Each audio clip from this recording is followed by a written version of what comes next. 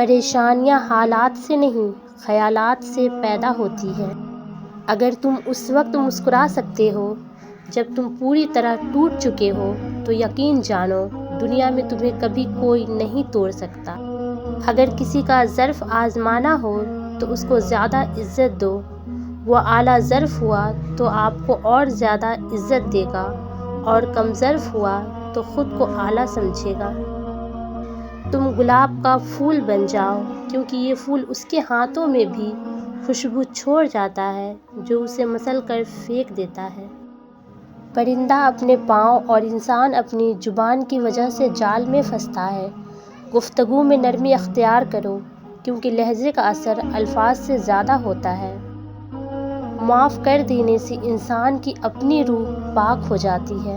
صرف پیسے کا ہونا رزق نہیں ہے، نیک اولاد، اچھا اخلاق اور مخلص دوست بھی رزق میں شامل ہیں۔ اگر لوگوں کو عزت دینا اور معاف کرنا تمہاری کمزوری ہے تو تم دنیا کے سب سے زیادہ طاقتور انسان ہو۔ انسان کو اچھی سوچ پہ وہ انعام ملتا ہے جو اچھے اعمال پہ نہیں ملتا، کیونکہ سوچ میں دکھاوا نہیں ہوتا۔ انسانیت بہت بڑا خزانہ ہے، اسے لباس میں نہیں انسان میں تلاش کرو۔ روتی ہوئی عورت اور ہنستے ہوئے مرد پہ کبھی بھروسہ مت کرنا۔ گھر میں غصہ ہونا گویا اسے ویران کرنا ہے۔